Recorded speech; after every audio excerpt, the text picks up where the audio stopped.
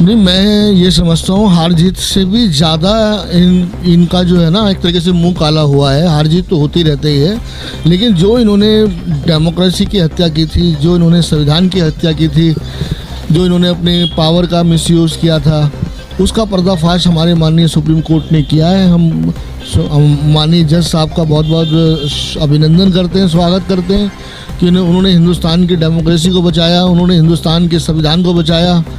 और जो गलत चीज़ें चल रही थी, जो एलजी हाउस से, जो पीठासीन अधिकारी के माध्यम से जो गुंडागर्दी, तानाशाही और जो डीएमसी एक्ट का उल्लंघन किया जा रहा था, उसका पर्दाफाश किया।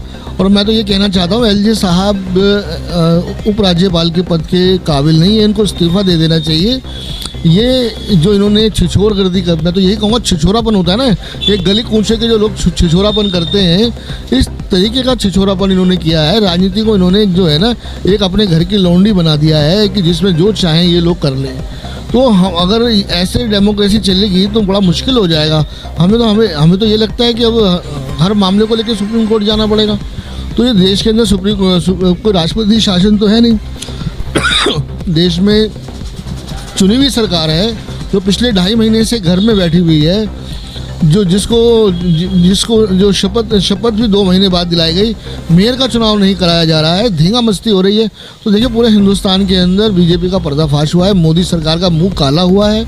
और ये जान लेना चाहिए कि मोदी सरकार जो कर रही है, ज़्यादातर गैर संवैधानिक काम कर रही है। मोदी सरकार से संविधान का पालन करना या किसी डेमोक्रेसी की वो रखना, हाँ बिल्कुल मिलेगा। देखिए, अभी तो जो डिसीजन आया है उससे तो लगता है कि न्याय हुआ है। उसके अंदर उन्होंने जो बातें थी, जो हमारे जो कंट्रोवर्शियल मुद्दे थे, जो उन्होंने एल्डरमैन के वोटिंग राइट को, जो एल्डरमैन का वोटिंग राइट नहीं होता है हाउस में, उसको रोका है, स्पष्ट रोका है। तो अभी तो देखिए, अभी तो इस सत्र का इलेक्शन हो रहा है, फिर 1 महीने बाद फिर दूसरा सत्र शुरू होने वाला है, फिर इलेक्शन की प्रक्रिया दोबारा शुरू होगी। तो हमें तो ये लगता है कि सुप्रीम कोर्ट ने जो डिसीजन दिया है वो आने वाले समय के लिए एक तहरीक, क्या कहते हैं उसको, एक आने वाले समय के लिए एक दिशा निर्देश है कि आने वाले समय में कोई इस तरह की हरकत ना कर पाए। और ऐसा होगा नहीं, जहाँ तक हम समझते हैं। तो मैं तो यही कहूँगा कि एक बहुत बड़ी जीत है। और मैं माननीय उपराज्यपाल विनय सक्सेना जी के इस्तीफे की मांग करता हूँ। वो इस पद के लायक नहीं है, नैतिकता के आधार पर उनको इस्तीफा दे देना चाहिए।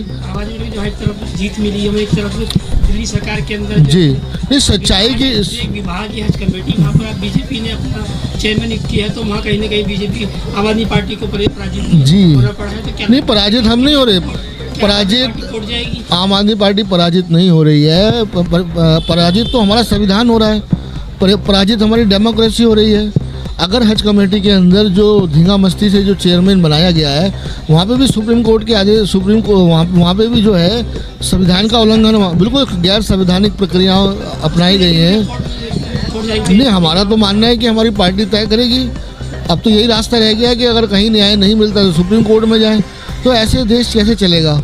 ये चुनी हुई सरकार है, दिल्ली सरकार का ये राइट बनता था कि हज कमेटी का चेयरमैन किसको बनाना है, किसको नहीं बनाना। तो ये तो दिल्ली की जो चुनी हुई सरकार है, उसका कोई महत्व नहीं रहा। तो ये तो आने वाला समय जो है हमारे लिए एक ऐसी दुविधा में डाल रहा है कि जो चुनी हुई सरकार है उसका कोई मोल नहीं हो रहा, और एलजी जो है अपनी चला रहे हैं। एलजी ओवर रूट करके जो है उन्होंने हज कमेटी के चेयरमैन को बनाया है। इन्होंने एल्डरमैन भी इन्होंने ऊपर से थोपे गए हैं, जबकि ये दिल्ली सरकार के माध्यम से आने चाहिए थे। जो एल्डरमैन चुने गए हैं वो भी गलत चुने गए हैं। वो दिल्ली सरकार का पार्ट है, और दिल्ली सरकार द्वारा ही चुने जाना चाहिए था। क्या कहना चाहते हैं दिल्ली विश्वास दोबारा वापसी हुआ है? जी हाँ, अभी तक तो हम यही कह सकते हैं कि एक बहुत बड़ी जीत है, हमारी आम आदमी पार्टी की जीत है, तमाम हमारे निगम पार्षदों की जीत है, सब कुछ ठीक है।